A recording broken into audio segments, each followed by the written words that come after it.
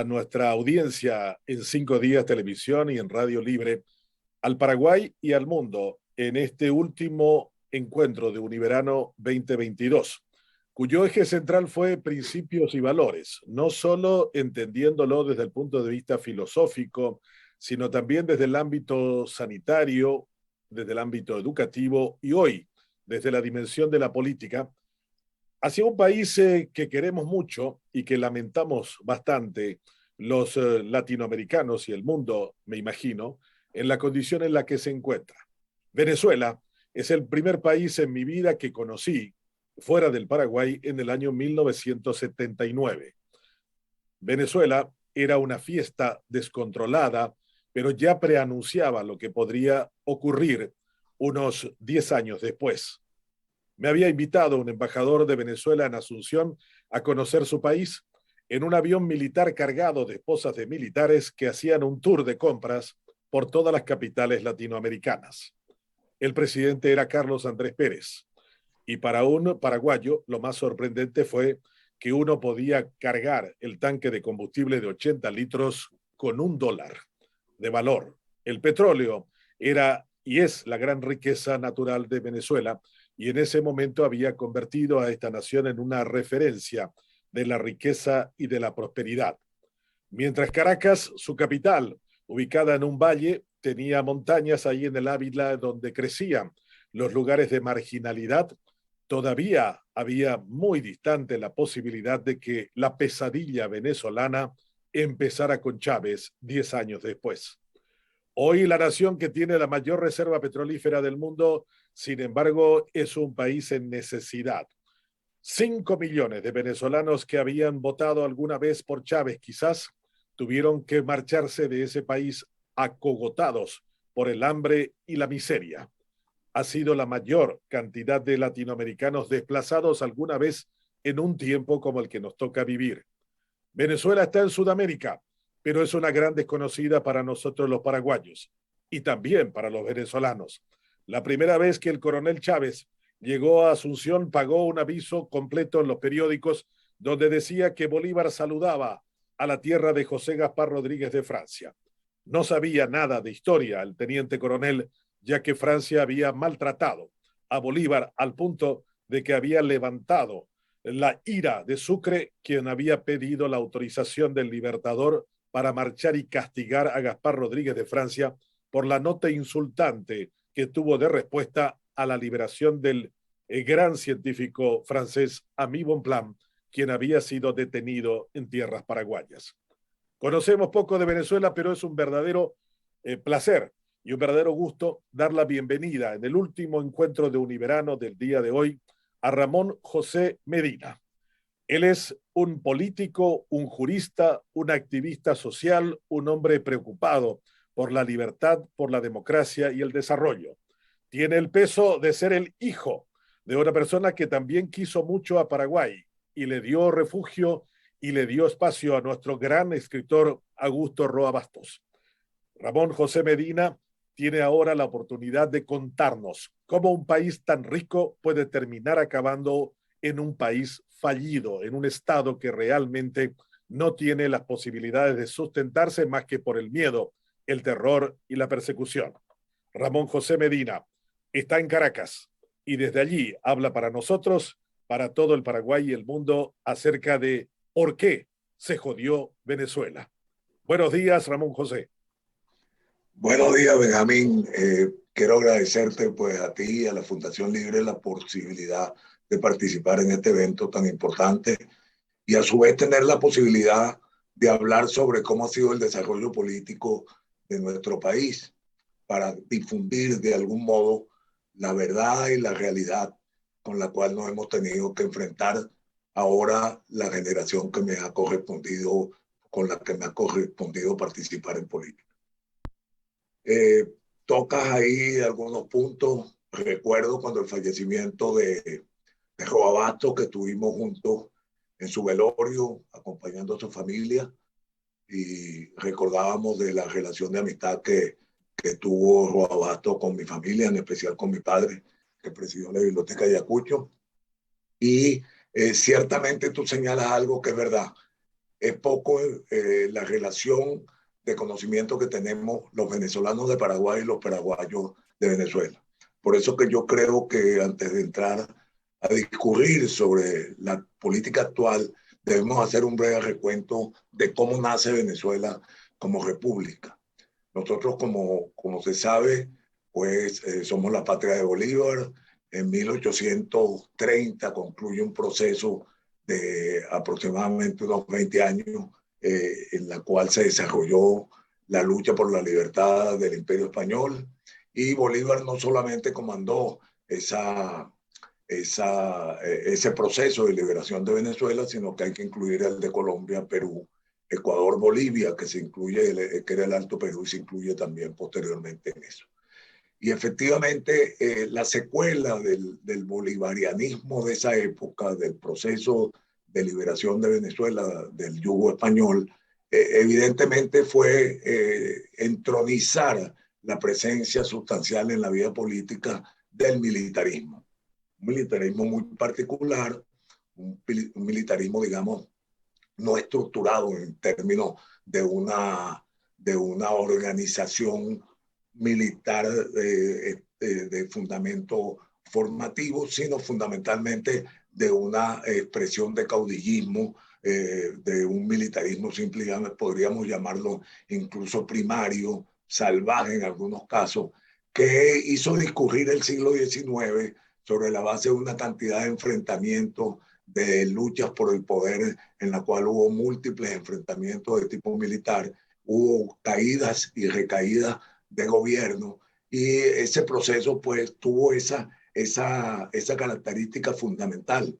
Concluye incluso con una guerra federal a finales del siglo XIX. ¿Y cómo sería ese proceso de inestabilidad y de enfrentamiento que se dio en esa época? Que contaba William Sullivan, un historiador inglés que estuvo muy cercano a la evolución de Venezuela de esos tiempos, que entre 1892 y 1900 hubo aproximadamente 6 rebeliones militares y 437 enfrentamientos de tipo militar. O sea que independientemente de si las cifras son exactas, lo que te denota es que en menos de una década la inestabilidad política y la inestabilidad militar era constante en Venezuela. El siglo XIX se cierra con la presencia, después del levantamiento de la llamada Revolución Federal, restauradora, perdón, de la Revolución Restauradora, comandada por Cipriano Castro y Juan Vicente Gómez, concluye con el periodo inicial del mandato presidencial de Cipriano Gómez, de Cipriano Castro, perdón, impuesto por la vía de ese golpe, pues de ese golpe militar de finales del siglo XIX.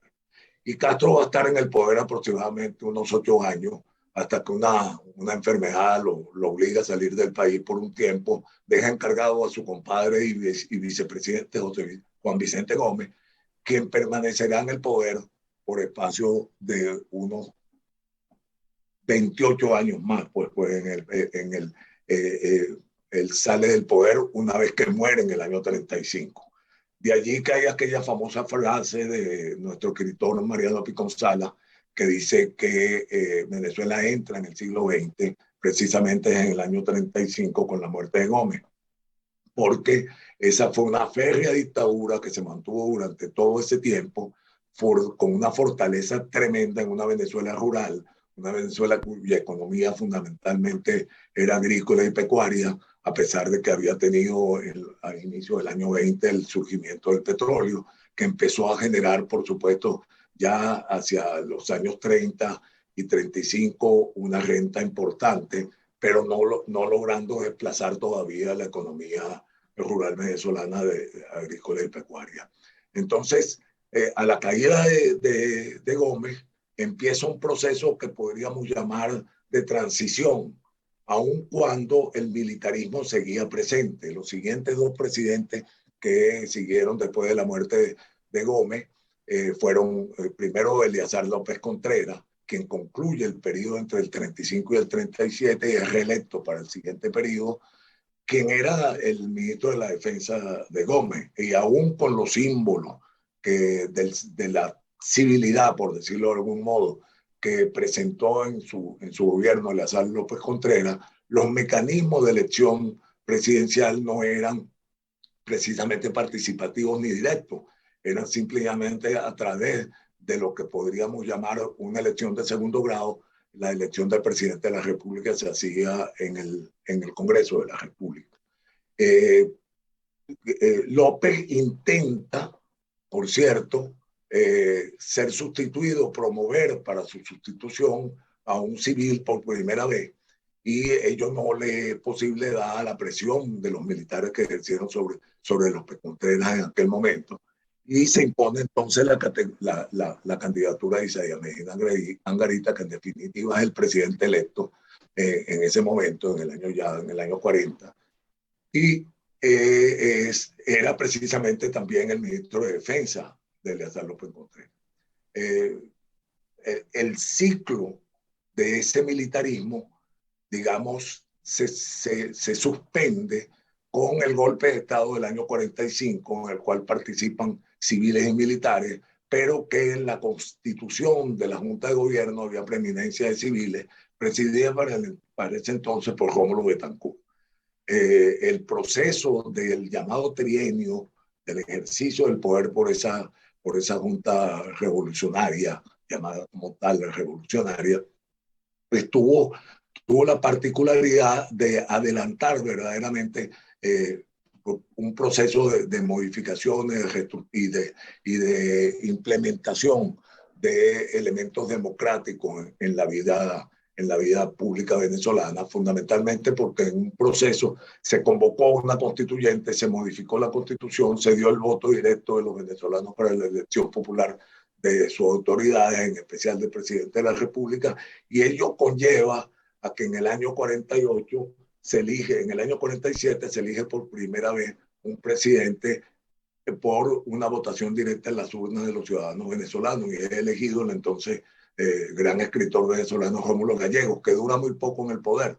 Elegido a finales del 47, en noviembre del año 48 se retoma el camino del militarismo con un golpe de Estado presidido en este caso por un grupo de militares que estaba a la cabeza Carlos Delgado Chalbó.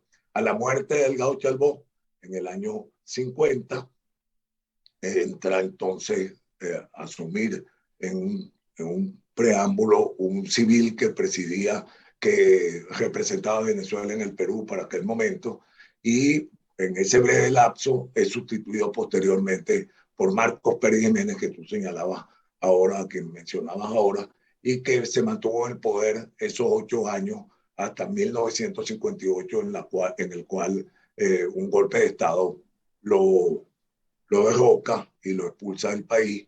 Y entonces se inicia un proceso que podríamos llamar reivindicativo de los principios democráticos, que toma por un periodo, toma el poder esa junta, digamos, transicional, y se convocan unas elecciones, pero previa a esas elecciones, unos 3 meses de la elección del presidente de la República, los 3 principales partidos que existían para Venezuela en esa época eran Acción Democrática, Socialdemócrata, COPEI, que era un partido demócrata cristiano, social cristiano ideológicamente, y Unión Republicana Democrática, URD, liderada para entonces por uno de los grandes líderes que habían salido de aquella generación famosa del año 28, que se había opuesto a Pérez Jiménez, a Juan Vicente Gómez, y que había además traslucido un proyecto de país muy desarrollado desde el punto de vista teórico, a partir de lo que se llamó la reunión de Barranquilla que tuvieron algunos de los líderes políticos de la época. URD significaba el centrismo en ese momento, y liderado, como te decía, por Jovito Villalba. Se vienen las primeras elecciones del año 58 y ha elegido Rómulo Betancourt para el primer quinquenio de lo que podríamos llamar la etapa democrática venezolana.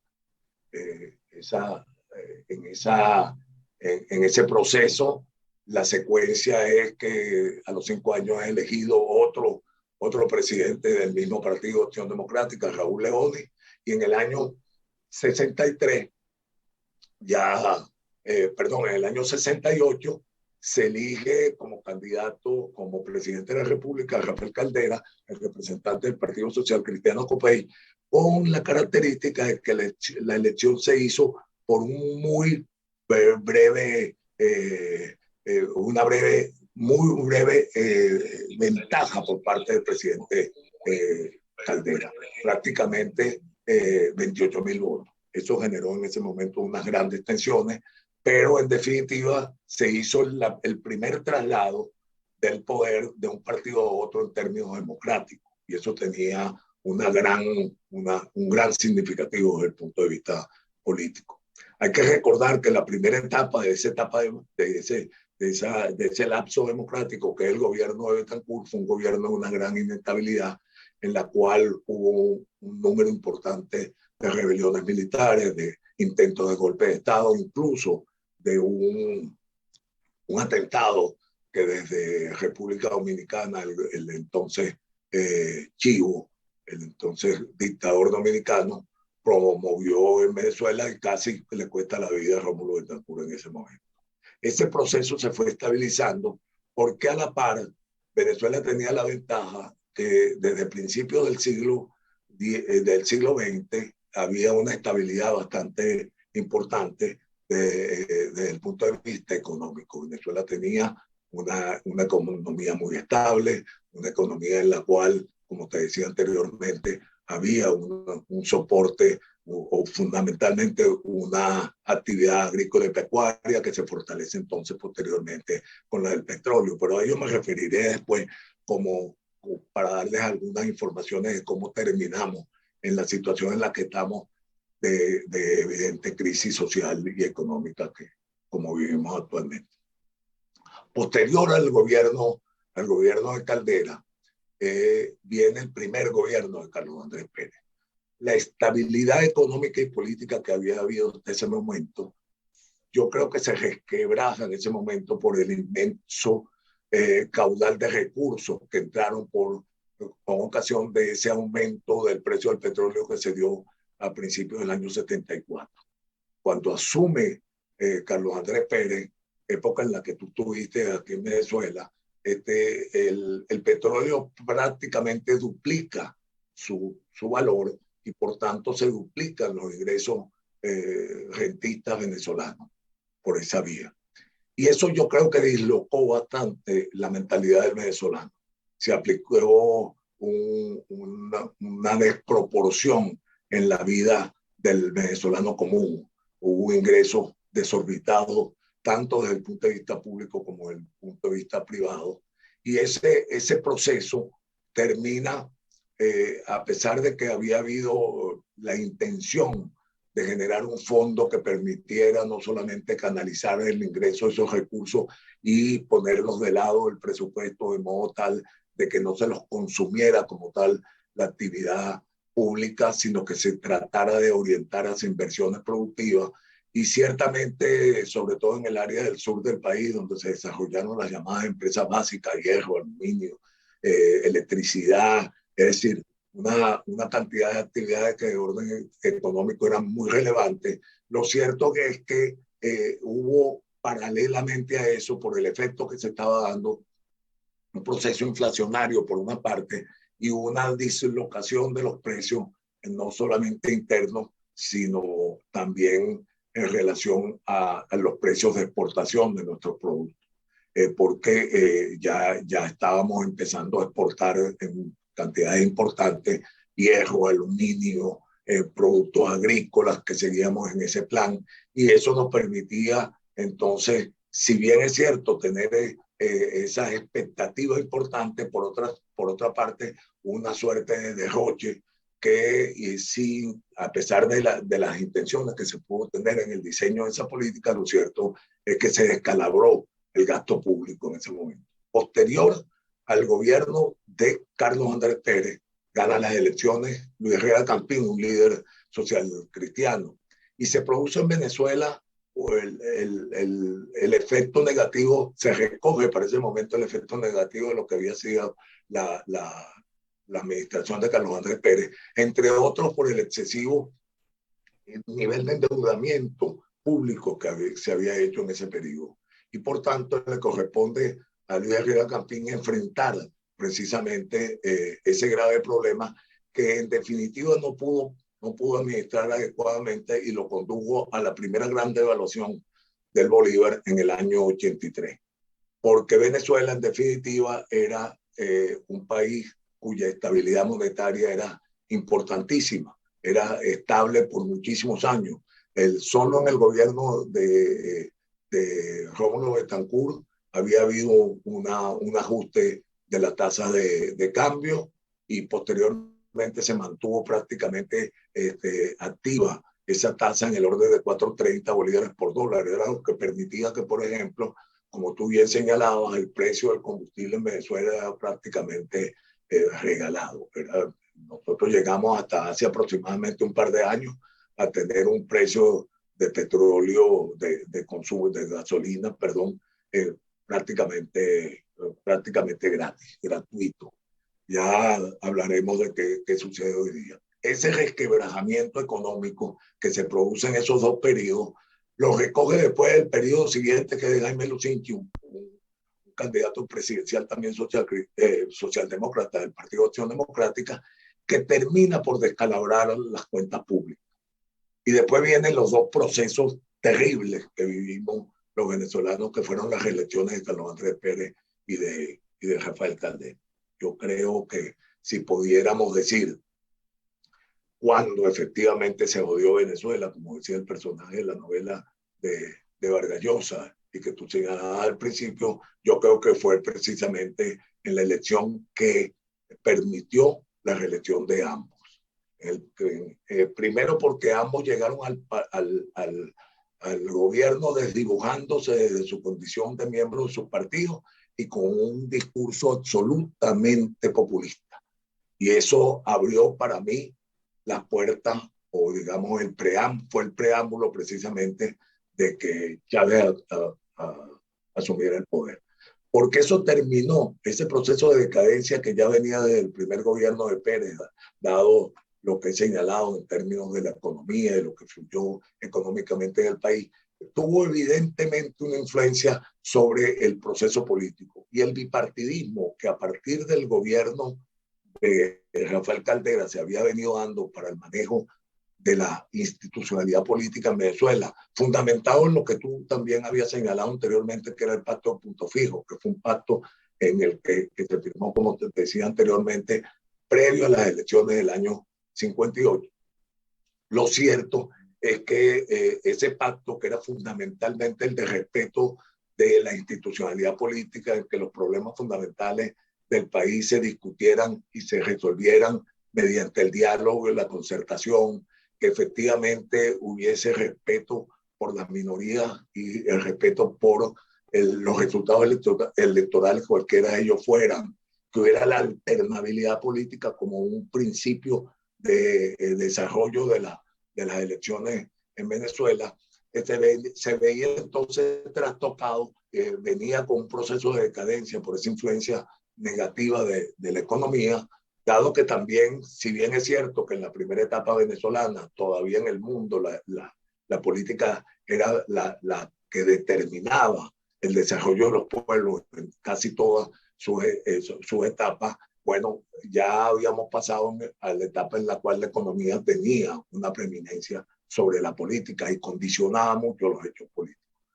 Entonces, esa decadencia que veníamos sufriendo y en el cual el bipartidismo también se venía resquebrajando, porque tenemos que recordar que a partir del año 91, después de la promulgación en el año 89 de la ley de descentralización, que fundamentalmente permitía la elección directa de alcaldes y gobernadores, también eso había afectado políticamente la estructura de los partidos, que hasta ese momento eran, digamos, estalinistas, verticales, con una rígida autoridad que definía su actuación en la elección de sus propias autoridades. Entonces, ese proceso a la par de que lo económico generaba esa influencia, venía sufriendo una decadencia terrible, que sirvió de elemento para el discurso de Chávez. Primero porque Chávez había sido el autor del golpe del 92, de 1992 contra Pérez. Y hay que recordar que precisamente eso fue el 4 de febrero, el día de ayer se le celebraba el gobierno de Maduro los 30 años de ese golpe de Estado, que aun cuando fue frustrado y Chávez terminó en la cárcel, lo cierto es que en el proceso, en el gobierno de Caldera comete lo que yo podría decir una ligereza, porque si bien es cierto que Caldera había sido uno de los bastiones de la pacificación en Venezuela, de todo lo que fue el movimiento guerrillero de los años 60, no es menos cierto que al tratar el tema de Chávez, en vez de que ese proceso judicial concluyera con una condena y que se pudiera entonces indultar a Chávez porque políticamente lo considerara no conveniente el presidente, lo cierto es que él no esperó ese momento, sino que sobreseyó la causa. Y ese sobreseimiento permitía, entre otras cosas, la participación política de Chávez, por una parte, quien, si bien es cierto que en el 92 era golpista, se da cuenta de que no va a obtener el poder por esa vía y empieza entonces su campaña electoral con un discurso muy populista que fundamentaba en la necesidad de una constituyente de reformar a la Constitución, vendiendo en el imaginario del venezolano que con el fetichismo de la ley podríamos resolver todos y cada uno de los problemas que confrontábamos. Y de ahí ya yo creo que esa sí es una historia más conocida por ustedes, porque lo ven en América Latina. Chávez inicia su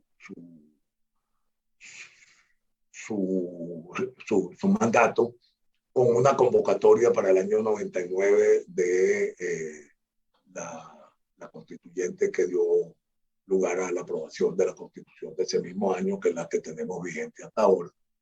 Y su gobierno se caracterizó desde el principio por una gran conflictividad con todos los sectores que lo adversaban, con los partidos políticos, con la iglesia, con los empresarios, con los medios de comunicación, cuanto organización pública o privada que tuviese algún, y cuando digo pública era porque habían no solamente oposición en el Congreso y después en la llamada asamblea, sino también habían gobernadores elegidos popularmente que estaban en contra de Chávez. Bueno, él generó una especie de batalla frontal, de discriminación contra todos aquellos que se le oponían, generando prácticamente una polarización que no habíamos vivido los venezolanos nunca y logrando unas grandes divisiones, profundas divisiones en la sociedad venezolana. A la par, Chávez tuvo la ventaja de que entre los años en que se inicia su mandato, que es un año muy complicado desde el punto de vista económico, que había habido la reunión de Riad del año 98, en la cual los precios del petróleo con ocasión de eso se habían desbancado. Chávez llega al gobierno con un petróleo más o menos en el orden de valor de unos $7 por barril, pero tiene la suerte por una parte y el tino por otra, de lograr que, y digo que tiene el tino él, de lograr en parte el aumento de los precios del petróleo para ese año, que terminaron con un promedio de $16 del barril aproximadamente, y que el precio del barril a finales de año está en $22, porque se decide Chávez convocar una reunión de presidentes de los países miembros de la OPEP en Canadá para el año 99.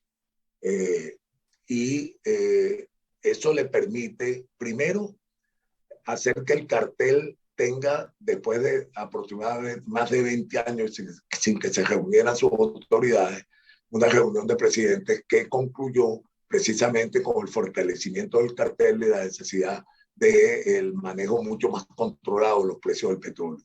con un commodity como ese que se mueve mucho por las expectativas, eso generó un efecto muy positivo en los precios del petróleo.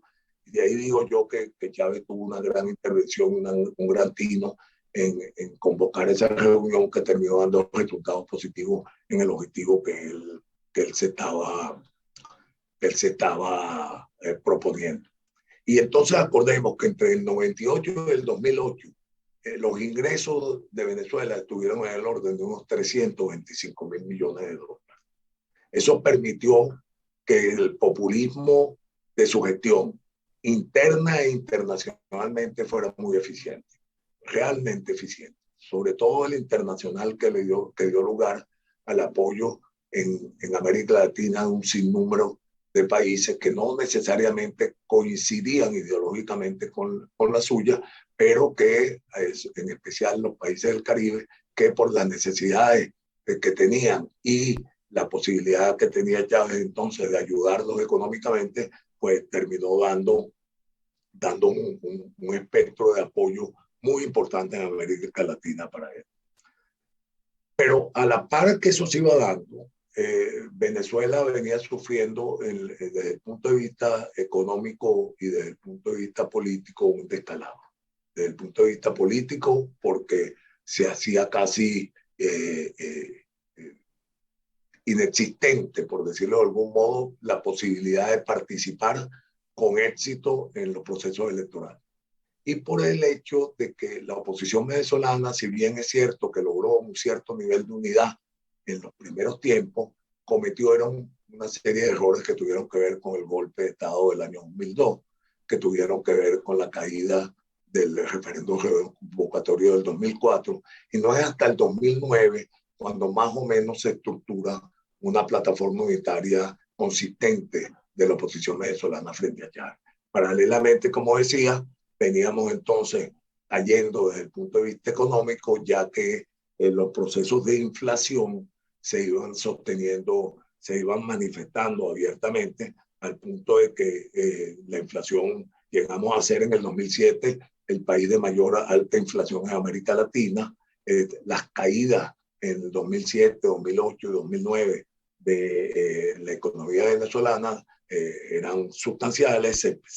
Terminamos dando niveles de contracción que nos llevaron a prácticamente de 3 a 5% del PIB. Todo eso evidentemente generaba una contracción importante en la economía venezolana que la palió Chávez mientras vivió con el flujo de dinero que le entraba por el precio del petróleo, que llegó a estar en casi 150, en el periodo hubo un tiempo en que llegó a estar en casi $150 el barril. Pero el punto clave de la caída de la economía chavista se da en el 2012, y pareciera una contradicción, porque es el año en que se reelige. Pero a declaración del entonces ministro Jorge Jordani de Cordiplan, el ministro de Planificación, declaraba que se invirtieron más o menos 12 mil millones de dólares extra presupuesto para poder mantener el clientelismo político que diera lugar a la posibilidad de que Chávez se reeligiera. Ya después de eso, teníamos entonces, tuvimos el hecho de que Chávez falleciera en el 2012, se produce el deceso y se elige en el año 2013 en un proceso muy atropellado, no solamente por la forma, sino por la violación de la Constitución en cuanto a la manera en la cual se permitió que Maduro, que era vicepresidente en ese momento y estaba encargado, pudiera hacer en ejercicio del cargo lo que está prohibido expresamente en la Constitución, el ejercicio del cargo pudiera ser candidato presidencial. Y la diferencia que se da en tan breve lapso entre gobierno y oposición en los resultados electorales es aproximadamente de 7 puntos. Quiero decir con esto, cuando Enrique Capriles, que fue el candidato unitario elegido en primaria para enfrentar a Chávez en el 2012, cuando inicia la campaña tiene una diferencia a su favor Chávez de prácticamente 31 puntos. Ese proceso concluye con una diferencia de aproximadamente de 9-10 puntos. Eso que fue una epopeya importantísima desde el punto de vista electoral, tuvo también mucho que ver con la situación de enfermedad que tenía Chávez. ¿Y por qué lo digo? Porque Chávez fue muy bien tratado en esa campaña. No se merecía ser tan bien tratado. No estoy hablando del hecho de la enfermedad, sino estoy hablando de que la gestión de un funcionario como la de él, de un presidente como la de él, esa gestión tan ineficiente por una parte y tan dañina por la otra, no merecía ser bien tratado. Pero su condición de víctima en relación del tema de su enfermedad hizo que quienes estábamos en la campaña opositora o quienes la manejábamos en esa época, no pudimos lograr convencer a Capriles de que debía ser mucho más conflictivo y mucho más directo y mucho más agresivo con Chávez, porque de algún modo él sentía que se estaba aprovechando una circunstancia indebida desde el punto de vista humanitario. Graso error en política, a mi juicio, y dio como resultado ese triunfo de Chávez. Luego viene, como digo yo, como les decía ahora, el atropellado proceso que se dirige a Maduro, y ahí se termina entonces, en estos años, del año 13 al año ya 22, el mayor proceso de deterioro institucional y deterioro económico del país. Ya venía siendo el estilo del chavismo durante todo su desarrollo, el de conculcar los poderes públicos.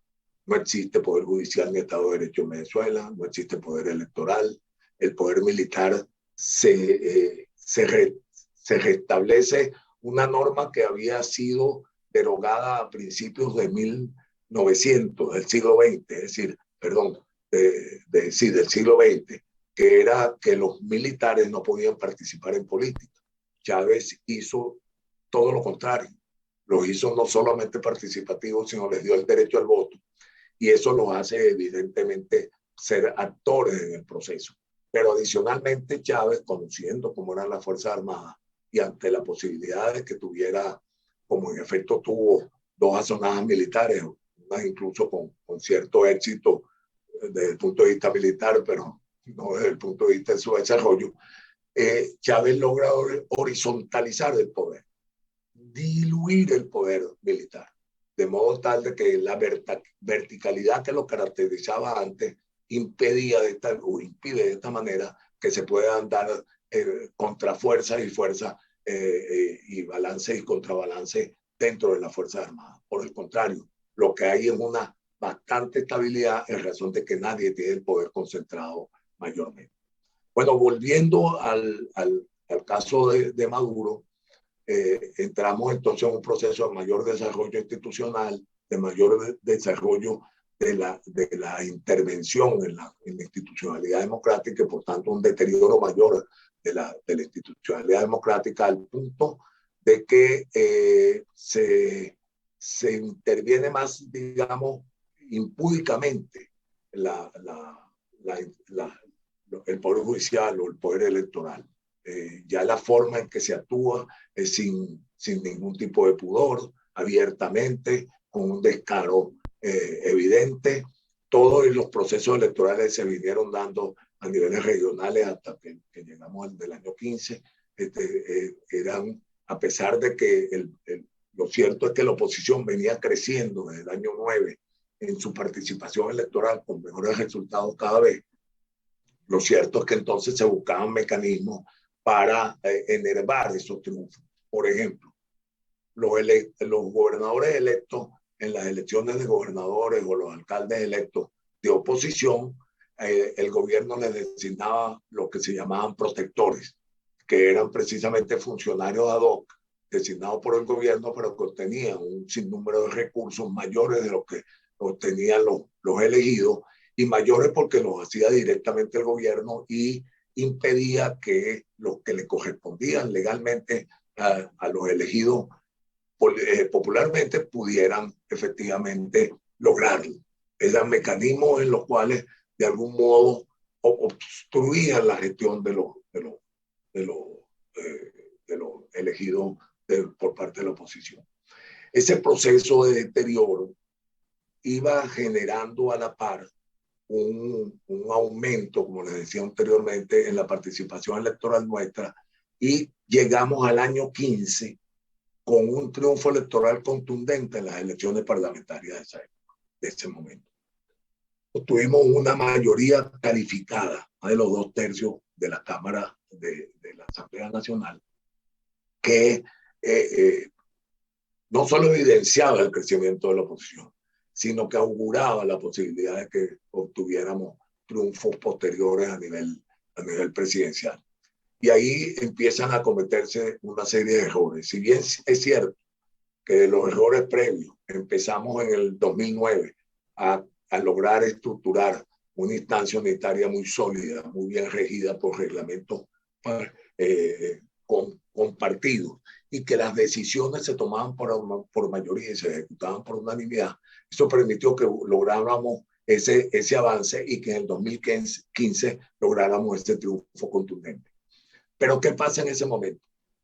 La Mesa de la Unidad Democrática, el llamado G4 posteriormente, el grupo de los 4, decide en primer lugar reducir la instancia unitaria. La Mesa de la Unidad Democrática estaba conformada aproximadamente por 9 partidos de relevancia e incluso con presencia, muchos de ellos en la asamblea elegida en el 2015, y aproximadamente en total eran unos 20 partidos de menor cuantía, algunos regionales y otros con menor presencia, pero esos 9 eran muy relevantes. Bueno, quedaron fuera 5 de esos partidos, los otros no tenían representación en la asamblea, y se concentró todo el poder de la oposición en 4 partidos, con el agravante de que decidieron que la toma de las decisiones se harían por unanimidad, lo cual generaba por naturaleza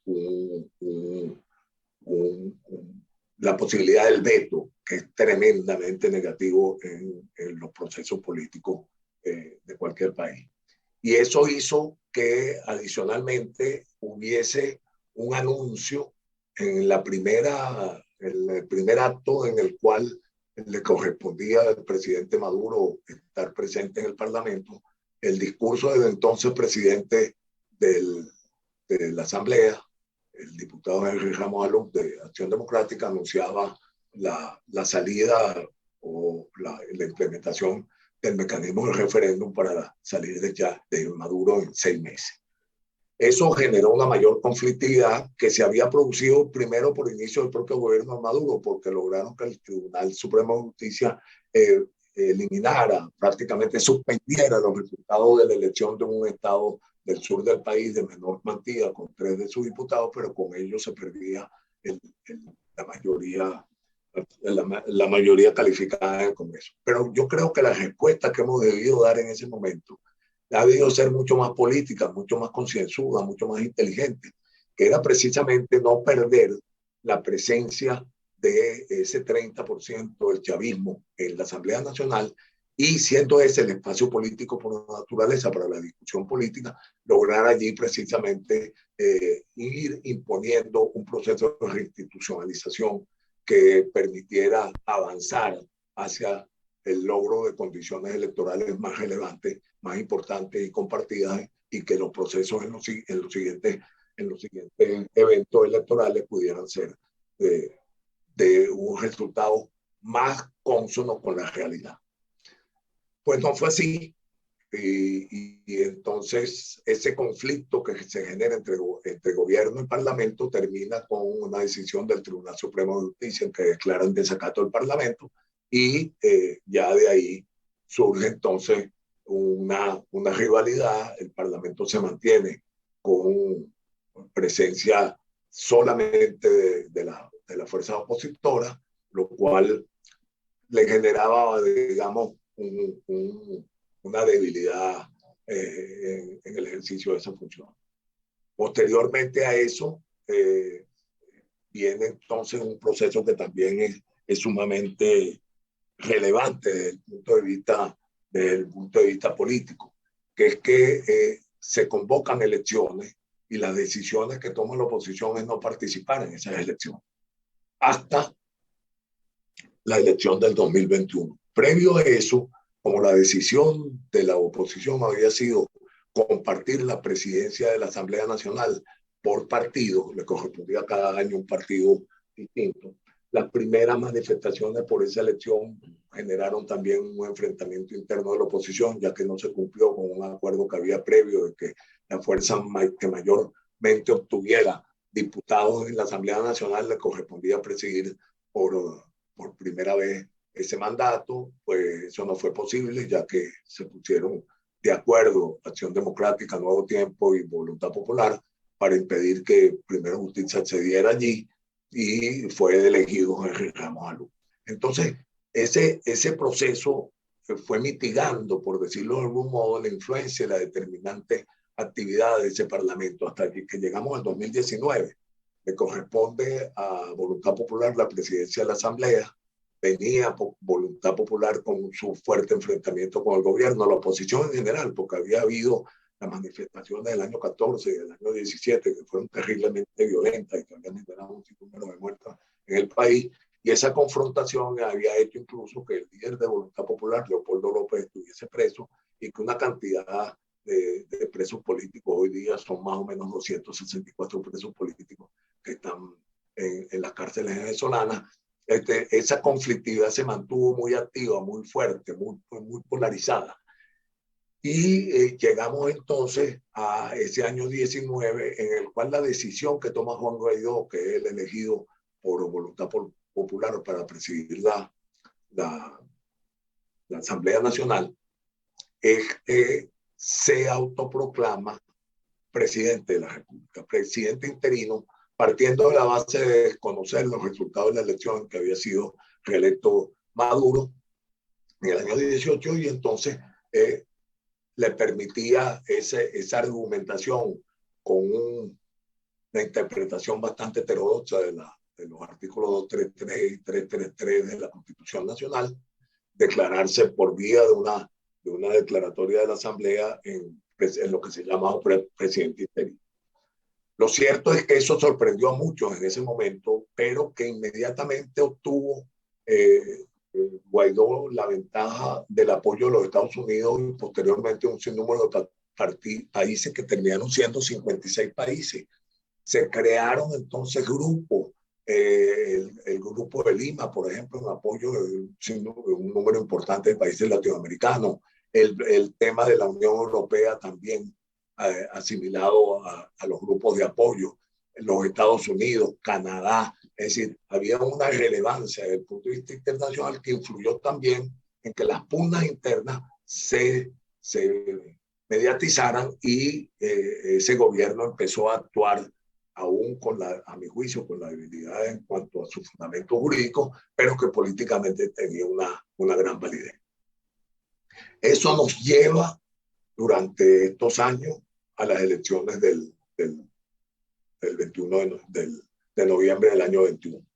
¿Y por qué lo traslado ahí? Porque ese proceso ha sido muy conflictivo entre los cuatro partidos que forman el llamado G4, Mesa de la Unidad Democrática. Y a la vez, porque hubo un sinnúmero de divisiones en esos partidos que fueron protegidos o promovidos por el propio gobierno, y hubo partidos a los cuales se les sustrajo la tarjeta, se descalificó y se destituyó por vía del Consejo Nacional Electoral a los representantes de ella, las autoridades de esas organizaciones políticas, sustituyéndolas por otras. Y entonces ese conflicto de división debilitó aún más a la oposición. Y en vez de seguir bajo lo que había sido una experiencia importante, que era la participación electoral como mecanismo de abordaje a la sustitución del gobierno, lo cierto es que esa conflictividad y esos enfrentamientos nos hicieron no solo no participar, sino la indefinición fundamental que abonaba siempre a favor de la abstención ha logrado que estemos en la condición que estamos hoy día. Apenas 4 gobernadores se eligieron en ese último proceso, aun cuando aumentamos el número de alcalde, pero hoy día Venezuela está sumida desde el punto de vista político en un proceso yo diría, de incertidumbre que nos coloca, yo diría que frente al 24, que es el próximo evento electoral, nos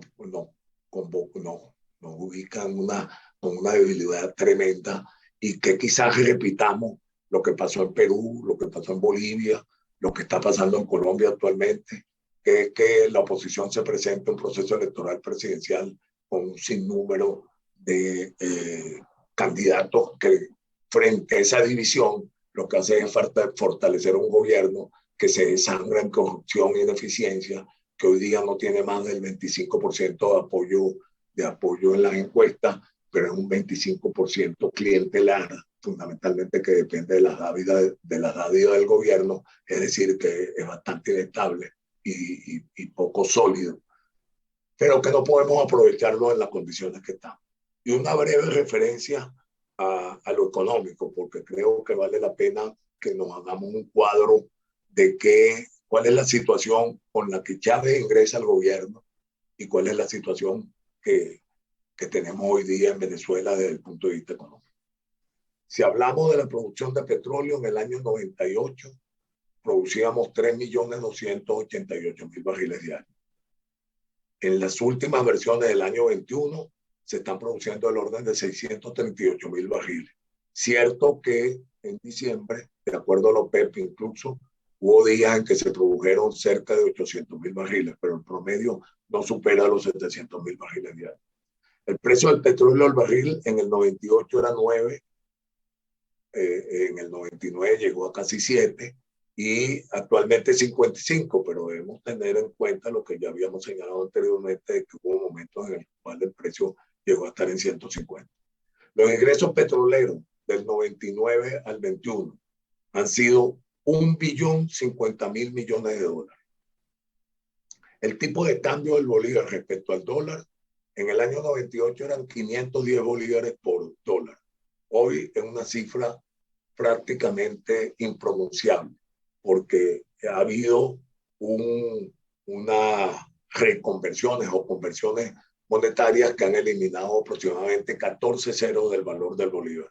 Hoy día el precio del dólar es aproximadamente 4.60, el precio promedio, pero eso habría que sumarle esos 14 ceros que yo no sé cómo pronunciarlo desde el punto de vista económico. Las reservas internacionales eran 14.849 millones de dólares en el año 98. Hoy son 5.914 según las cifras oficiales, que son poco confiables. La deuda externa en millones de dólares en el año 98 eran 32.000 millones y en el año 21 son 120.000 millones. Con el agravante de que tenemos la deuda expresada en bonos venezolanos está en default. Tenemos más de 4 años en default, aun cuando no sea declarado como tal, porque los acreedores hasta ahora no se ponen de acuerdo en ello, pero lo cierto es que no paga Venezuela, está en mora de eso. La tasa de inflación promedio es de 240%. La pobreza general en el año 98 era 31%, en el año 2021 es 96.2%. El salario mínimo mensual en el 98 eran $337, actualmente son $2.40. Y el ingreso per cápita por habitante eran $3.930 y en este año son $1.010 por habitante, es decir, menos de un tercio. Los niveles de inflación, pues no les cuento, son niveles también impronunciables. Nosotros llegamos a estar en niveles de estagflación, que es contracción con inflación, pero tuvimos inflaciones de 16.000 y tantos %. Es decir, las cifras son incalculables. Es cierto que ese nivel de hiperinflación ha estado reduciéndose, ha estado cayendo en el último año, pero igual, si tuvimos una inflación que era de 6.000 y tantos %, o 7.000 y tantos % el año anterior, que tengamos 700% este año, no es nada no es nada agradable para quienes vivimos aquí, porque en definitiva esa es una relación de 700% en cuanto a la que tuvimos anteriormente. Entonces, bueno, digamos que esa es un panorama apretado, pero un panorama que más o menos, como me había pedido Benjamín, pudiera ponernos en contexto de lo que ha sido nuestro desarrollo de vida republicana y lo que estamos viviendo en la actualidad. Ayer se celebraron, como les decía, 4 años del golpe de Estado del 92. Y las críticas provenientes no de gente de oposición, que hoy sí son de oposición, pero gente que nació con el chavismo, la vida política, es precisamente el reconocimiento de que Venezuela ha perdido su institucionalidad y que vive la mayor crisis económica y social de su historia, y que además todo el discurso que promovió la candidatura de Chávez, en la práctica lo que ha hecho es contrariarlo, es no cumplirlo, es definitivamente evidenciar que aquello era solamente palabrería, era solamente cantos de sirena, que desde el ángulo populista lo que pretendía era precisamente obtener el poder y lo obtuvo engañando a los venezolanos. Muchas gracias. Gracias, Ramón José Medina, por esta clase magistral que empieza en la historia de esa nación sudamericana. Uno se pregunta, con 16.000% de inflación, con un salario mínimo de $2, con un ingreso per cápita de menos de $1.000, con un 25% de popularidad que tiene este gobierno, el de Maduro. La primera pregunta, Ramón, ¿Venezuela es una dictadura? Y la segunda, ¿cómo vive una persona de tu condición en ese país que a mí, francamente, con estos números, me resulta absolutamente inviable y podría calificarlo como fallido? Lo primero, ¿es una dictadura? Y dos, ¿qué te ha hecho el gobierno por estas críticas? Mira, yo creo que es una dictadura sin duda, pero de nuevo puño, con un ropaje aparente de democracia, al punto de que se basaba mucho el discurso tanto de Chávez como de Maduro y del chavismo en general, de que las elecciones, independientemente de que estuviesen trucadas, de que tuviesen una intervención indebida por parte del gobierno y que el Consejo Nacional Electoral lo permitiera, el que se celebraran elecciones por sí mismas, ese era una garantía de que era una democracia, y yo creo que no. Yo creo que, por el contrario, lo que califica o no un gobierno dictatorial o democrático es su actuación.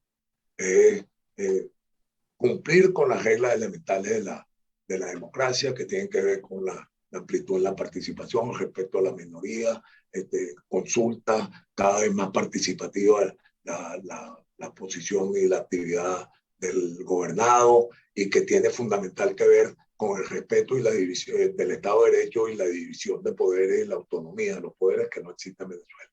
Al punto de que en los procesos de negociación es brutal como el representante del gobierno es capaz de decir: yo ordeno la liberación de gente que está condenada o que está en procesos en procesos judiciales en curso, y que yo logro la liberación de ellos si tú me das a cambio tal cosa.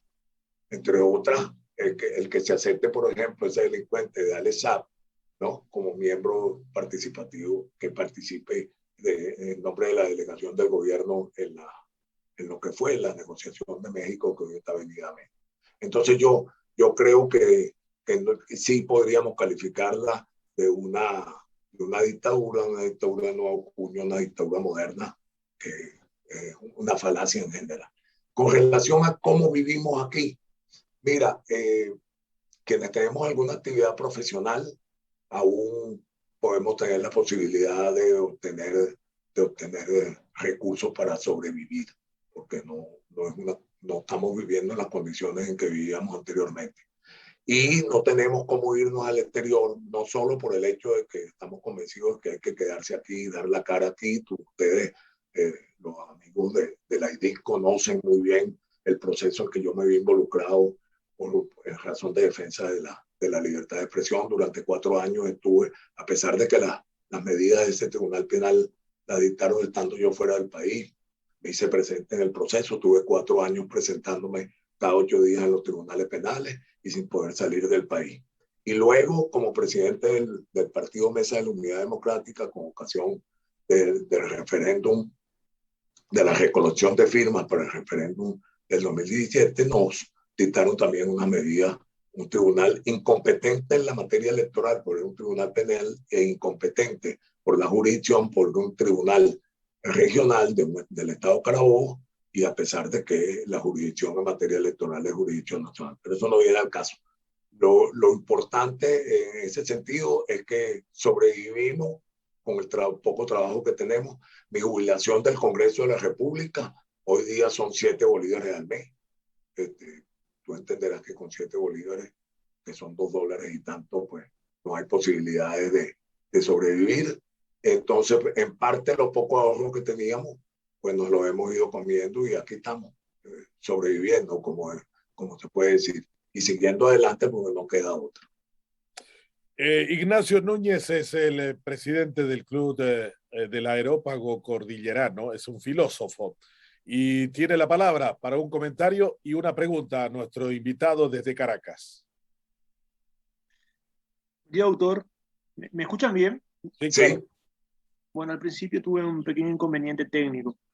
Bien, doctor, yo quisiera iniciar reflexionando sobre una cuestión que que constantemente me decía un doctor chileno, un historiador chileno, haciendo una crítica, digamos, a los académicos paraguayos que se dedican a la historia, que el paraguayo está muy, muy, muy centrado en la historia de su país y en gran medida desconoce los eventos históricos que acontecieron en Latinoamérica.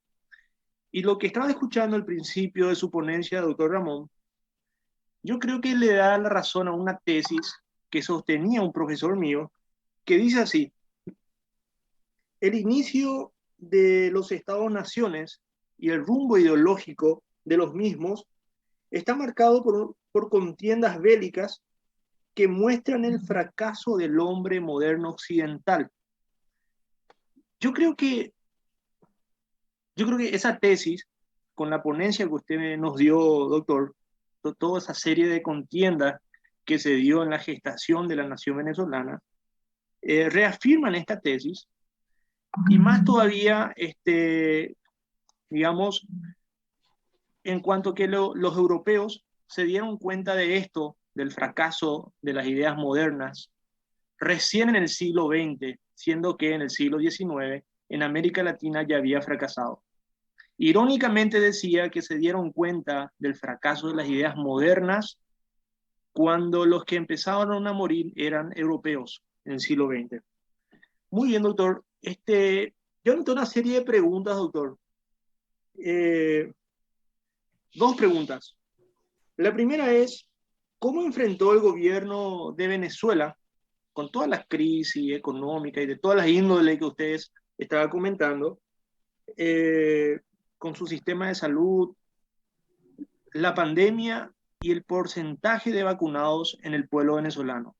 Eso es la primera pregunta. La segunda, doctor, es un caso hipotético. ¿Qué pasaría o cómo enfrentaría Venezuela y el pueblo venezolano si se diera una intervención de los Estados Unidos al pueblo venezolano para erradicar, digamos, la dictadura comunista, para erradicar, para instalar la democracia liberal? ¿Podría pasar eso, doctor? Bueno, muchas gracias por las preguntas. La primera es muy, muy importante porque habla de los resultados de cómo se manejó la pandemia aquí, habla de la falta de confianza que tiene el venezolano frente al gobierno, de la falta de confianza en las cifras que el gobierno, digamos, anuncia en relación a ese tema.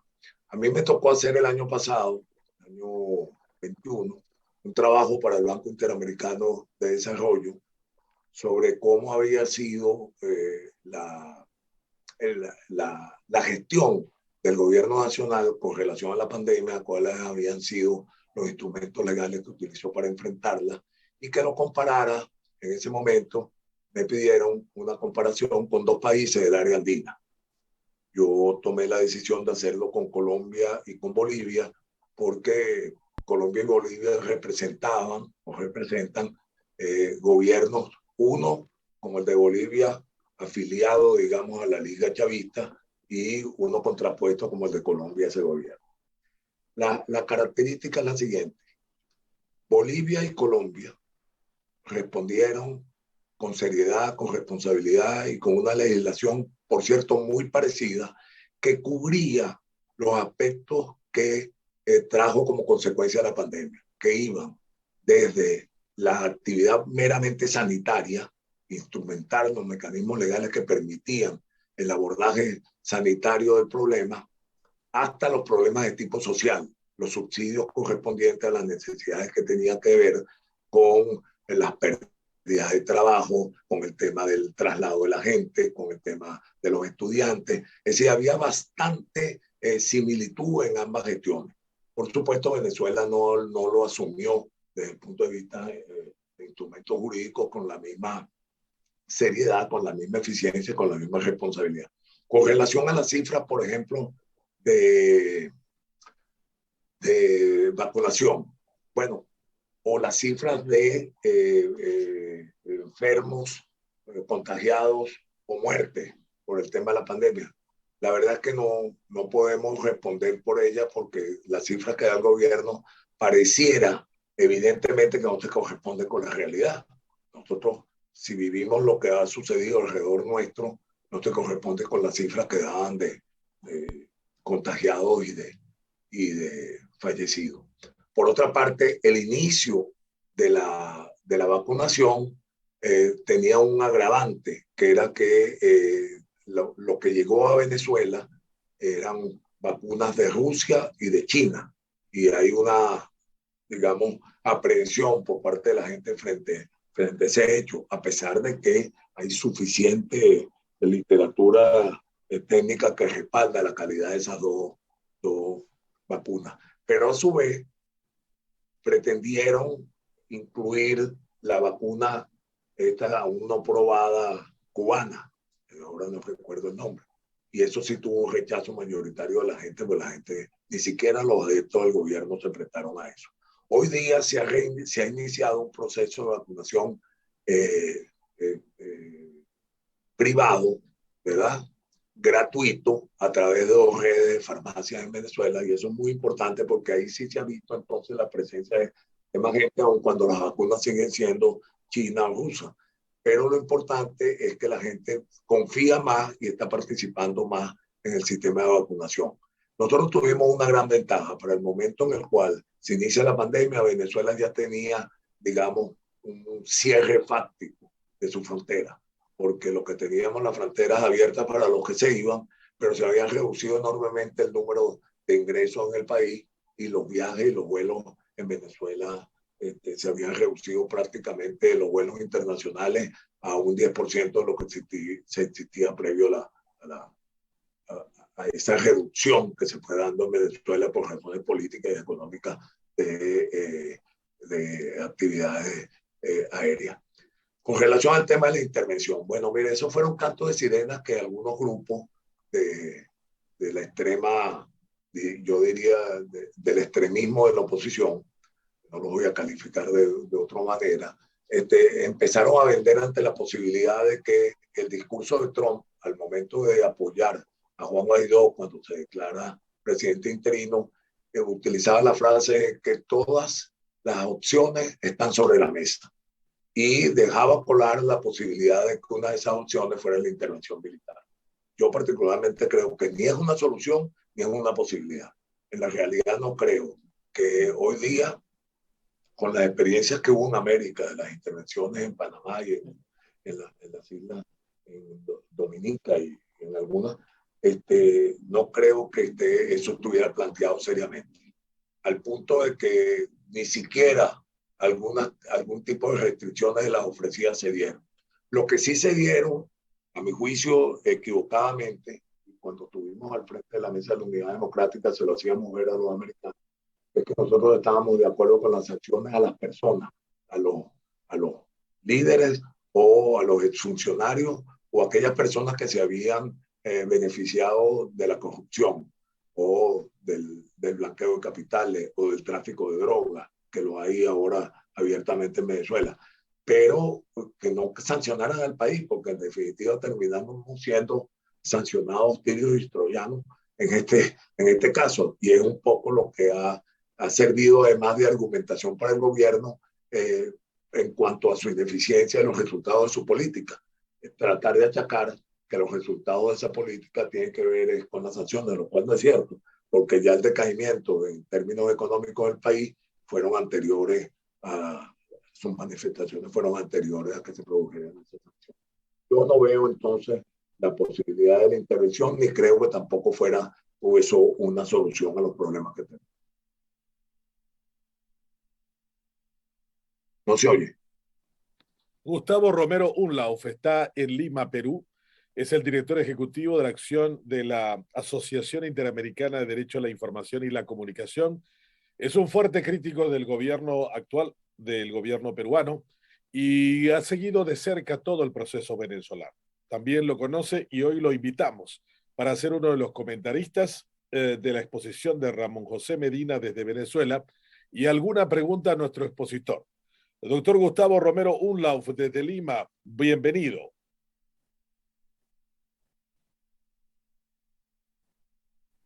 Lo escuchamos. Micrófono.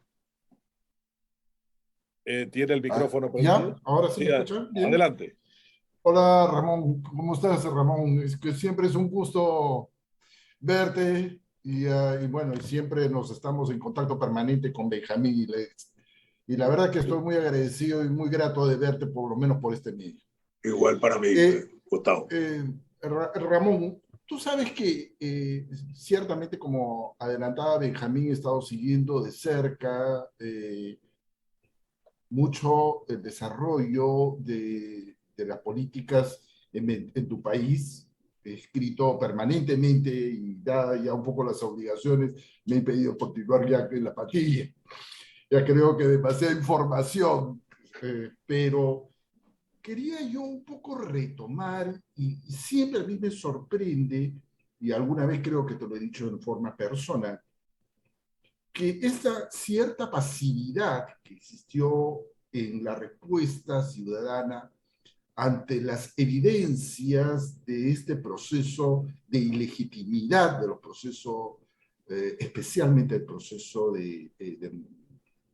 electivo de Maduro, esta pasividad de las Fuerzas Armadas con una notoria y el casi evidente, podría decir, golpe de la institucionalidad de las Fuerzas Armadas venezolanas a través de la corrupción y el enquistamiento, cosa que no sé si lo llegaste a abordar al inicio, este enquistamiento, me parece a mí, de una mafia de la droga en el régimen. Pero aún me sigo yo pensando si esta simple rechazo por ciudadano ha sido insuficiente y más bien fueron la oposición muy condescendiente con el establishment político en ese momento y no tener una respuesta mucho más violenta para poder reinstitucionalizar el país. Yo no sé si compartes esta quizás visión, quizás más cercana a la que tenía quizás Corina Machado desde el inicio, tener una respuesta mucho más fuerte, mucho más precisa, más que la casi conciliación que pretendía en algún momento Enrique Capriles. Creo que en algún momento yo fui un poco crítico de este tema. Yo pensé que Enrique Capriles podía haber tenido una respuesta, pero con una mafia enquistada en un gobierno es muy difícil conversar. Hay que tomar acciones concretas. Y esto hubiese sido quizás el elemento sustancial para también tener un acompañamiento por parte de las fuerzas vivas del exterior para poder enrumbar al país a una cierta legitimidad. Porque ciertamente habrán licitud, pero ilegitimidad es evidente. Me gustaría yo escucharte en esta oportunidad, Ramón, si es que la respuesta un poco más violenta de la ciudadanía hubiese sido más conveniente desde el inicio. Esta sería mi pregunta. Sí, sí, y además, en ese sentido, algunas críticas de la propia oposición han hecho ver, por ejemplo, la visión que tú tienes en cuanto a la posición de Capriles y de María Corina Machado, que representan dos posiciones distintas de la oposición. Pero empezando por lo primero, yo no creo que ha habido tal pasividad. Es decir, yo creo que si hacemos un recuento de estos 22 años, han sido muchos los momentos en los cuales ha habido una fuerte protesta por parte de la ciudadanía, pero a un alto costo para la ciudadanía y en la cual los políticos no hemos asumido la cuota de responsabilidad que nos corresponde. Y eso también tiene entonces un elemento que agrava la confianza en la oposición, porque nosotros tuvimos protestas en el año 2000 tremendas, incluso llegamos casi a Miraflores y hubo una represión también brutal. Después hubo el golpe de Estado fracasó, después vinieron otros elementos de protesta que se dieron con mucho más fuerza en el 14 y en el 15. En el 14 hubo aproximadamente unos 40 fallecidos, perdón, no en el 15, en el 17 hubo también un proceso de protesta muy fuerte en el país, precisamente porque prevaleció el criterio de las fuerzas más radicales dentro de la oposición, y ahí fueron 150 los fallecidos. Esos casi 200 fallecidos no han contado con quien dé la cara por ellos, quien asume la responsabilidad o por lo menos la comparta de la toma de esas decisiones. La crítica a Capriles fundamentalmente se daba a raíz de los resultados de la elección del 13, y esa fue una decisión de no llamar a la gente a la calle en esos días ante la posibilidad de que hubiera una represión mayor, y esa fue una decisión que no tomó Capriles solo. Eso se tomó en la mesa de la Unidad Democrática, donde estaban sentados Leopoldo López, Antonio Ledesma y María Corina Machado, que después criticaron la actitud de Capriles calificándolo de cobarde. Y eso ha tenido evidentemente una aceptación en el imaginario de que fue una decisión que Capriles hizo, porque no, eso fue una decisión que se tomó colegiadamente en esa instancia unitaria. Entonces yo no creo que haya habido tal pasividad. Sí existe, evidentemente, como yo me señalaba anteriormente, una pasividad por parte de las Fuerzas Armadas, porque las Fuerzas Armadas, así como han sido conculcados los otros poderes, también fue intervenida, no conculcada, porque lo que hizo fue terminar siendo parte del gobierno, en la forma en como Chávez primero lo hizo partícipe desde el punto de vista electoral en lo político, pero también lo ha hecho partícipe de los negocios. El militar ha estado muy presente en la estructura de gobierno. No solo han sido ministros, presidentes de empresas del Estado, presidentes de bancos del Estado, sino de una cantidad de actividades en las cuales además les permite, por ejemplo, en términos de seguridad, el tema de la minería irregular o el tema del narcotráfico lo manejan los militares. En definitiva, la permisidad sobre esos temas pues, producen un gran rédito a quienes son los funcionarios que les corresponde tomar decisiones en ese campo. Y tú señalas un tema, además, que es verdaderamente serio y que a veces nos preguntamos hasta dónde va a llegar esta posibilidad de que en Venezuela la droga y los carteles de la droga, hasta dónde van a llegar, porque han tenido la posibilidad de desarrollar actividades aquí, como nos decía en alguna oportunidad el presidente mexicano, que a Enrique Capriles, a mí en una visita que le hicimos previa elecciones en las cuales él le correspondía entregar, que se tenía determinado incluso todas las vías en las cuales se utilizaba Venezuela como puente para el transporte de la droga que iba a los Estados Unidos y otras partes del continente.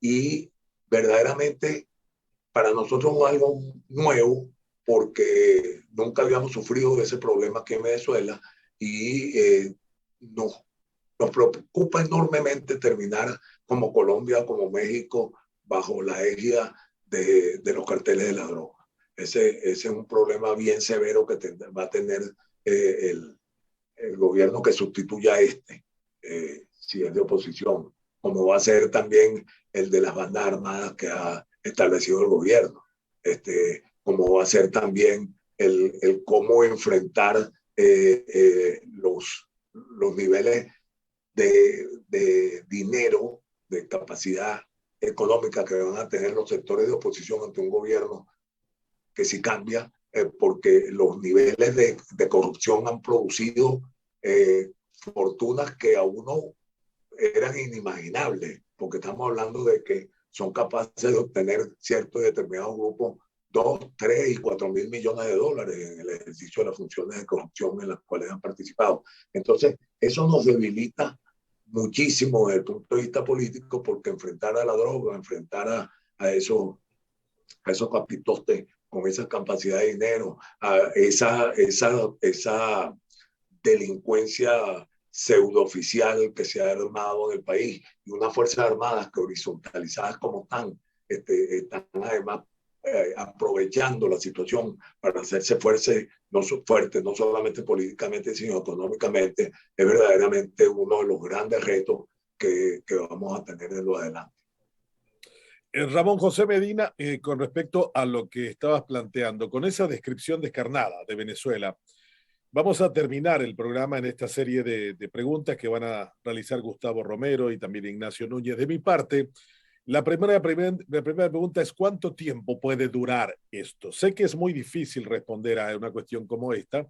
Creo que están luchando con armas democráticas en un estado autoritario que les sigue prometiendo de que va a haber una democracia y les hace unas simulaciones de elecciones. Le hacen ganar elecciones en Barinas, la tierra natal de Chávez, y con eso da una impresión de que esto alguna vez puede cambiar. ¿Cuánto tiempo puede seguir esta simulación de la democracia? Y estoy de acuerdo con Gustavo Romero y en parte contigo. Más de millones de seres humanos salieron a las calles y nos impactó las imágenes que venían de Caracas. Cuando nosotros veíamos aquí en el sur de América Latina una cosa similar, decíamos, este es un gobierno que no puede aguantar eso. El millón de personas en Santiago cambiaron las cosas. En Chile, aquí cuando la gente comienza a manifestarse, un gobierno comienza a tiritar de miedo. Con 20.000, con 30.000 personas, saben que eso no va a terminar bien para ese gobierno. Sé que hasta ahora Chávez, Maduro, han podido mantenerse. Me imagino que hay una gran inteligencia cubana también por detrás y hay una fuerte capacidad de represión con intervención de los medios de comunicación que ya no existen más críticos hacia eso, intervención de teléfonos. ¿Qué es lo que tiene que pasar para que Venezuela cambie de este sino trágico en el que se encuentra en la actualidad? ¿Cuándo acabará la tragedia venezolana? Bueno, esa es una pregunta verdaderamente difícil de responder, porque si nos retrotraemos a los inicios del chavismo, primero nunca creímos que Chávez pudiera llegar al gobierno, incluso en las elecciones del 98. Si no hubiésemos elegido, si los partidos no hubiesen elegido los candidatos que eligieron en ese momento, quizás los resultados hubieran sido otros. Pero lo cierto es que la debilidad de los partidos y las divisiones de la oposición dieron lugar a la posibilidad de que Chávez llegara. Y después pensamos que ese camino que estaba tomando, anunciando y ejecutando Chávez, tampoco iba a durar mucho. Y fíjate, ya tenemos 22 años. Pero lo más grave es que Chávez, no es que Chávez lo lograra, lo más grave es que un tipo como Maduro pueda todavía mantenerse en el gobierno. Y yo creo que en eso tiene mucho que ver los errores de la oposición. ¿Cuánto tiempo más? Mira, yo perfilo que va a ser mucho tiempo más, porque como sigamos actuando, como sigue actuando la oposición, vamos a tener esos mismos resultados. Si tú sigues actuando de la misma manera, siempre obtendrás los mismos resultados. Y eso es lo que nos ha venido pasando. Quiero señalarte algo con relación a lo de Varina. Yo soy un firme defensor de la posibilidad de participar en las elecciones o en condiciones adversas. Creo que nos equivocamos en el 2005 cuando no participamos en esas elecciones parlamentarias, creyendo que podíamos deslegitimar al gobierno desde el punto de vista político. No fue así. Y pienso que no es que nos permiten ganar. Lo cierto, Benjamín, y de eso estoy convencido, es que cuando participamos unidos y organizados, obtenemos el triunfo, aún en condiciones adversas. Así pasó en el 15. Y Varina es un buen elemento, porque yo creo que en Varina se produce primero una abstención que le da el triunfo al opositor por muy poco margen. Y esa oposición y esa abstención tiene mucho que ver con el desencanto, con la indefinición por parte de los líderes de la oposición, por la falta de unidad y por otros elementos que influyeron allí. Pero cuando se da la posibilidad y reeditan y hacen de nuevo las elecciones, ¿no? La gente entonces toma conciencia y como se va mucho más unido en este proceso, a pesar de algunos elementos distorsionadores del lanzamiento de candidaturas de oposición, lo cierto es que se consolida el triunfo. Yo creo que ese es un elemento importante a tomar en cuenta.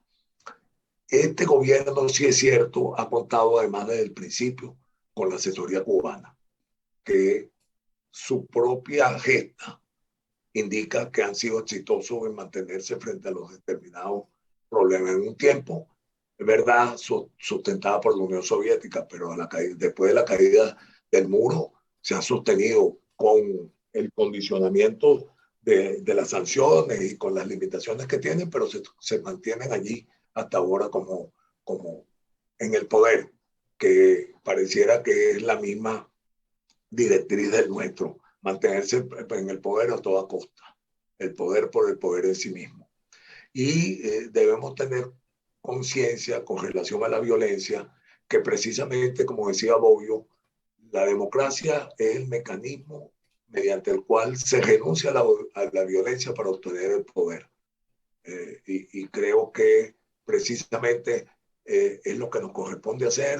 No, sé que no es fácil, es mucho más fácil predicar la violencia y predicar que por esa vía podemos obtener resultados mucho más eficientes, pero creo que en la práctica, cuando vivimos procesos como el que estamos viviendo, nos damos cuenta de que lo que hay que tener es constancia, organización y eficiencia en el ejercicio de, por lo menos, de la política diaria.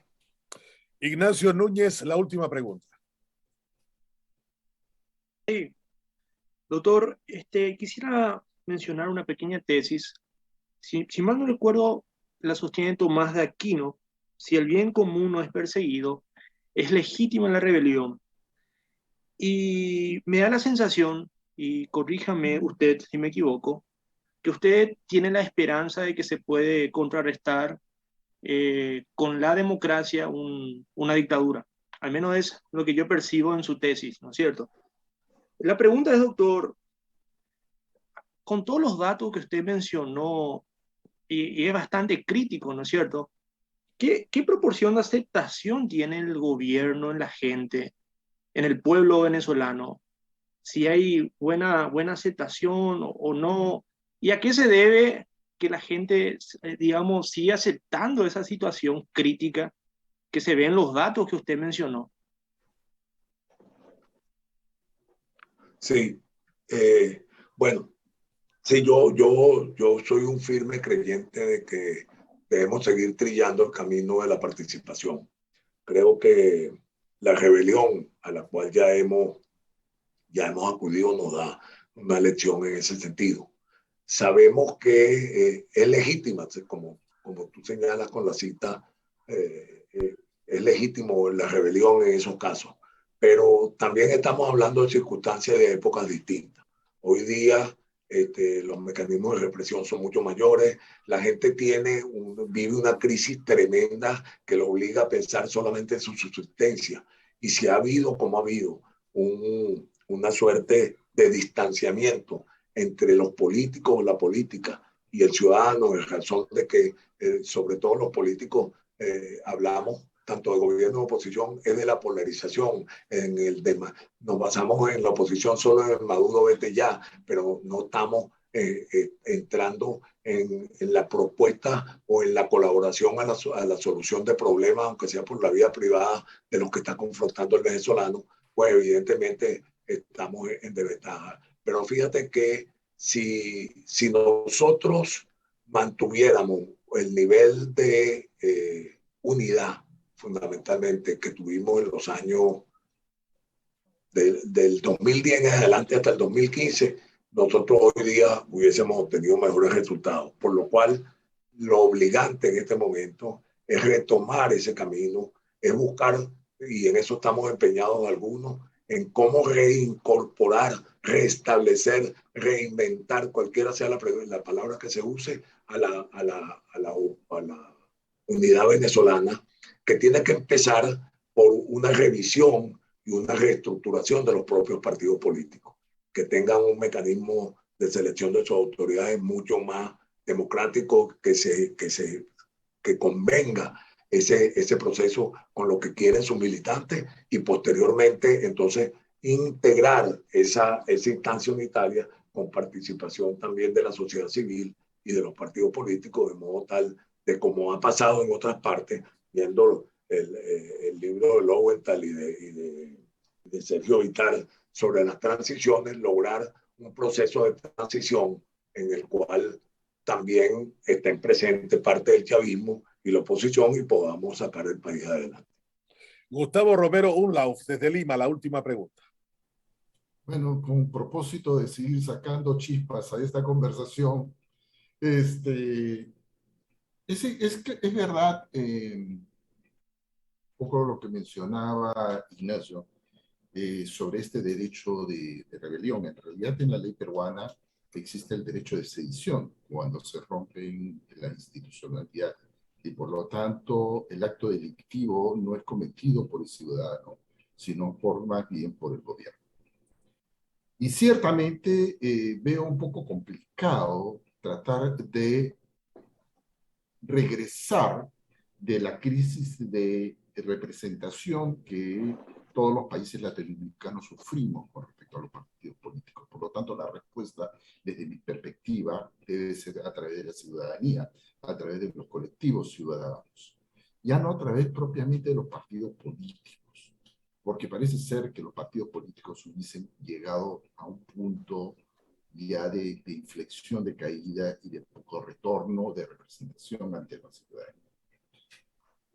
¿Cómo luchar contra la instalación de un gobierno corrupto donde el lenguaje es solamente cívico? Yo no encuentro otro camino que a través de la sedición, mi querido Ramón. Me parece, Gustavo, que no oigo bien la elección. De la sedición, de la rebelión. La Constitución paraguaya también dice en un artículo que el pueblo tiene derecho a rebelarse contra un gobierno no democrático. Sí. Es un mandato constitucional que me imagino la Constitución venezolana redactada por Chávez no lo creo que lo haya incluido. No, sí lo tiene también. La retórica le da para todo. Bueno, entonces yo creo que nosotros, en base a la experiencia, por lo menos algunos ciudadanos que estamos acá en el Perú, y vemos con preocupación qué es lo que viene sucediendo en Latinoamérica, que creemos firmemente en las instituciones democráticas, vemos como ejemplo lo que pasó en Venezuela. Y creo que lo que se dio fue cierta lentitud en la respuesta por parte de las fuerzas democráticas, verdaderamente democráticas, y convirtieron el cinismo y la corrupción como parte de un lenguaje común de las autoridades. La autoridad de Chávez, un cínico, y Maduro, un hijo más de sus hijos. Yo me preocupa un poco, como lo soslayó Ignacio, de que la respuesta ante un gobierno corrupto, un gobierno autocrático, dictatorial, y corrupto no tenga una respuesta, tenga solamente una respuesta a través de la conversación, del lenguaje. Me parece que la respuesta debiera ser para Venezuela distinta. Nosotros acá en el Perú lo que estamos fortaleciendo en estos primeros meses de este régimen también cínico y claramente corrupto es tratar de desprestigiarlo. Y te aseguro que ya a esta semana que va el cuarto gabinete debemos estar llegando a un 75% de la desaprobación de la ciudadanía. Por lo tanto, lo que se está haciendo es debilitando al gobierno rápidamente. ¿Tú crees que eso es el camino correcto? Debilitarlo primero frente a una opinión pública y considerar que este régimen es un régimen corrupto y que la corrupción es algo que le preocupa realmente a la ciudadanía. Sí, en eso coincido contigo y eso lo hemos hecho aquí, al punto de que hoy el gobierno no tiene más del 25% de aceptación y la gente está consciente que la corrupción ha afectado su vida y eso lo dicen las encuestas. El tema de que los servicios públicos estén en las condiciones en que están, salud, educación, agua, electricidad, tiene que ver mucho con la corrupción. Y efectivamente la gente hoy día desaprueba eso. Yo lo que sí insisto no, es que no ha habido pasividad, no es que no hemos hecho. Hemos intentado todos los mecanismos posibles que hemos tenido a la mano. Y verdaderamente que lo que nos queda es transitar el camino que es donde hemos tenido mejores resultados, que es el camino electoral. Yo entiendo, perdón, que es difícil a veces entender desde fuera, pero fíjate que la dinámica política de América Latina tiende mucho, y en el mundo también, pero fundamentalmente lo que nos interesa en la comparación a América Latina, tiene mucho que ver cómo le abre espacio al populismo. Pueblos que han tenido dictaduras, pueblos que han tenido gobiernos de corte de derecha y de izquierda, los pueblos siguen respondiendo a esa imagen, ¿no? Del canto de sireno que significa el populismo. Porque fíjate lo que pasó en Perú. Uno ve en Perú las características al presidente de la República, sus características, su forma de expresarse, o en México, y tú dices, ¿cómo es posible? O a Maduro, y tú dices, o Chávez, y tú dices, ¿cómo es posible que hayan llegado a esto, habiendo contado esos países con unas élites políticas e intelectuales importantes, ¿no? Y tú dices, ¿a qué obedece? Bueno, obedece a que en la miseria humana, desde el punto de vista social, también lo es desde el punto de vista intelectual y permite ese avance. Tenemos en puerta las elecciones en Brasil y parece que vuelve Lula. Tenemos en cuenta en puerta las elecciones en Colombia y parece que vuelve Petro a tener por lo menos una participación importante. Entonces, claro, hoy día con el desarrollo es muy difícil, no es fácil abordar estos temas porque de algún modo la propia democracia tiene elementos o mecanismos que permiten su autodestrucción. Si no, podemos leer, por ejemplo, el libro de estos profesores de Harvard, Sablat y Levinsky, que cómo muere la democracia, o el libro de Fetan Teodorov sobre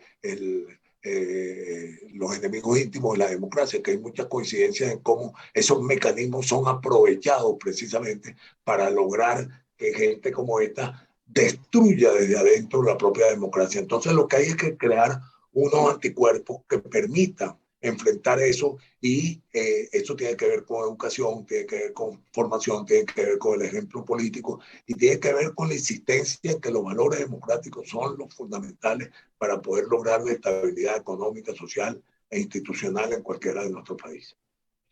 Ramón José Medina, gracias por esta magnífica exposición que nos ha acercado a la realidad venezolana. En realidad, una pesadilla la que ha descrito de su país en los últimos años y nos imaginamos lo difícil que debe ser sobrevivir en esa nación.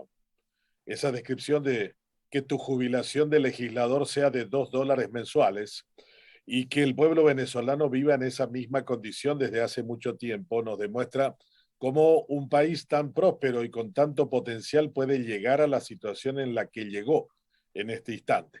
Gracias por tu tiempo, gracias por esta lección de historia, de coraje, de compromiso con los valores democráticos, y solo desde Paraguay podríamos desearle lo mejor al pueblo venezolano, Ramón José. Gracias a ustedes por esta oportunidad y como siempre muy grato reencontrarnos amigos de tantos años. De esta manera, Ramón José Medina cierra su participación del día de hoy en el cuarto encuentro de Univerano 2022, que también concluye en el día de hoy. Agradecemos a Gustavo Romero, director ejecutivo de la IDIC desde Lima, Perú, a Ignacio Núñez del Aeropuerto Cordillerano, quien también ha participado con nosotros a lo largo de todo este tiempo, y a los miles que nos han seguido a través de radio y televisión, no solo para el Paraguay, sino también para el mundo. Principios y valores. Nunca habría que descartarlo por completo de lo que aquello que creemos está completamente consolidado va a continuar en el tiempo. Quizás tendríamos que rescatar de nuevo el concepto aquel, si quieres la democracia y la libertad, estés vigilante de manera permanente para preservarla y enriquecerla. Y para eso hace falta compromiso ciudadano, como lo hemos rescatado durante todo este tiempo aquí en Radio Libre. Gracias a cada uno de ustedes y a los que nos han seguido por radio y televisión en el cierre de Univerano 2022. Hasta siempre. Gracias. Muchas gracias, Ricardo.